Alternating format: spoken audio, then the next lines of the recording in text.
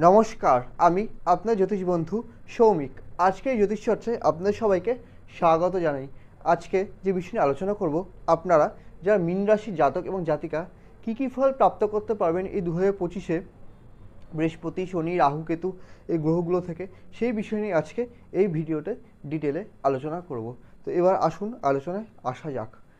তো প্রথমেই বলি, আপনাদের কিন্তু এই মুহূর্তে কিন্তু শনি 7.5 চলছে এবং শনি 7.5 ফার্স্ট ফেজ চলছে এবং আপনারা অনেক ট্রাভেলের মধ্যে দিয়ে যাচ্ছেন এবং আপনাদের পরিবারের লোকজনের কিন্তু এই সময় কিন্তু স্বাস্থ্য নিয়ে কিন্তু সচেতন থাকবার কিন্তু দরকার আছে। অর্থাৎ আপনাদের মাতা পিতার যাতে শরীর খারাপ না হয় সেটা নজর রাখবেন। যদি আপনি বিবাহিত হন, আপনার স্ত্রীর শরীর নিয়ে যত্ন নেবেন, আপনার স্ত্রীর শরীরের যত্ন নেবেন। বা আপনি যদি স্ত্রী হন, আপনার স্বামীর শরীরের প্রতি যত্ন নেবেন। বা এছাড়া আপনাদের নিজেদের শরীর নিয়েও কিন্তু যত্ন দেবেন, এটা কিন্তু খুবই দরকার। অর্থাৎ আত্মীয় পরিজনের শরীর কিন্তু একটা খারাপ হওয়ার কিন্তু এই সময় কিন্তু টেন্ডেন্সি থাকে। এছাড়া এই সময় কিন্তু অনেক মেন্টাল প্রেশার কিন্তু আসে, সেই মেন্টাল প্রেশারও কিন্তু ফেস করতে হয়। এবং এই শনি 7.5 ফার্স্ট ফেজেই আপনি মোটামুটি বুঝে যাবেন যে আপনার খারাপ সময় কে আপনার পাশে আছে এবং কে আপনার পাশে নেই।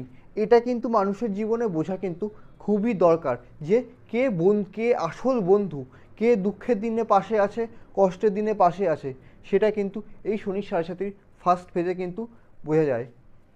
এই শনি 30শে মার্চ ফার্স্ট ফেজ থেকে সেকেন্ড ফেজ অর্থাৎ প্রথম চরণ থেকে দ্বিতীয় চরণে ট্রানজিট করবে। কবে বললাম? 30শে মার্চ। সেই সময় কিন্তু ফার্স্ট পেজে যে কষ্টটা পেয়েছেন সেখান থেকে কিন্তু কিছুটা বেটার ফল দেবে।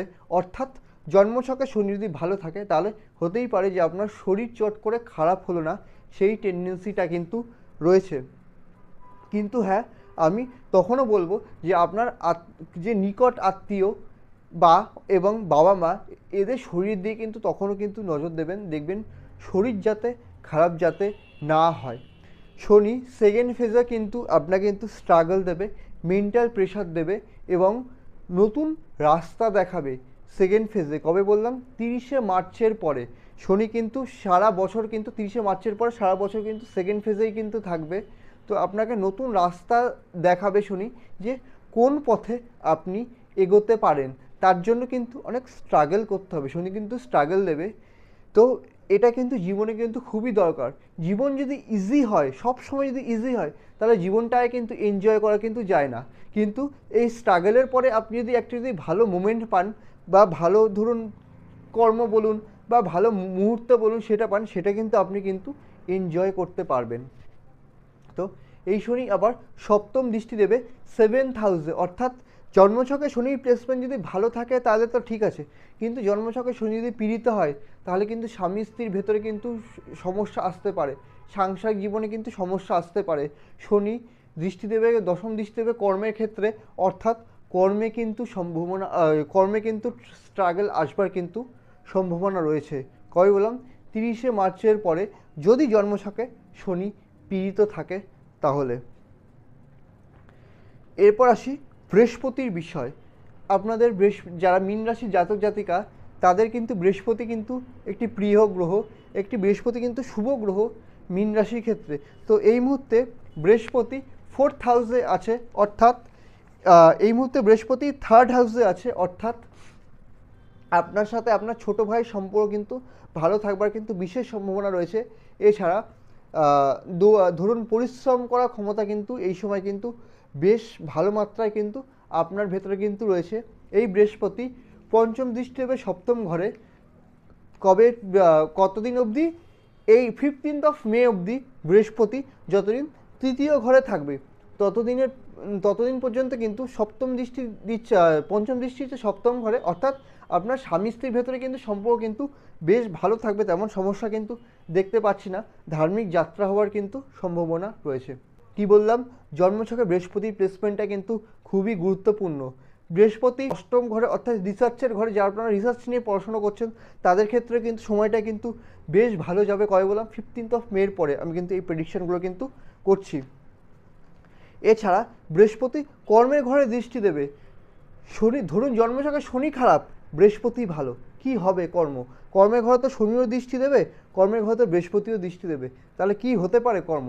দেখুন, জন্মছকে বৃহস্পতির প্লেসমেন্ট যদি খুব ভালো থাকে তাহলে হতেই পারে যে কর্মের ক্ষেত্রে স্ট্রাগলিং এলেও সেটা পরিশ্রমের মাধ্যমে সেই স্ট্রাগলিংটা কেটে গেল, সেই সময় কিন্তু বিশেষভাবে কিন্তু রয়েছে। এরপরে আসি রাহু এবং কেতুর বিষয়। দেখুন, এইখানে রাহু কিন্তু আপনাদের রাশিতে রয়েছে কতদিন অবধি থাকবে? 18th মে অবধি। তারপরে কিন্তু রাহু দ্বাদশে চলে যাবে এবং কেতু চলে যাবে ষষ্ঠে। দ্বাদশে রাহু কিন্তু বিদেশ যাত্রা করাতে কিন্তু সাহায্য করে। এক্ষেত্রে আপনার জন্মছকটাও কিন্তু খুবই গুরুত্বপূর্ণ। তো জন্মছক যদি সাপোর্ট করে এবং রাহু দ্বাদশে, হতেই পারে যে আপনি বিদেশ যাত্রা করলেন। কবে বললাম? 18th মের পরে। তবে হ্যাঁ, তার সাথে কিন্তু জন্মছকে রাহুর প্লেসমেন্ট যদি খারাপ থাকে তাহলে কিন্তু রাহু কিন্তু খরচ কিন্তু বাড়িয়ে দেওয়ার কিন্তু সামর্থ্য রাখে। তো জন্মছকে রাহুর প্লেসমেন্টটাও কিন্তু গুরুত্বপূর্ণ এবং ষষ্ঠে কেতুর অবস্থান, শত্রুতা কিন্তু তৈরি হতে পারে। দেখবেন গুপ্ত শত্রু যাতে তৈরি না হয় সেই বিষয়ে কিন্তু সাবধানতা অবলম্বন করবেন।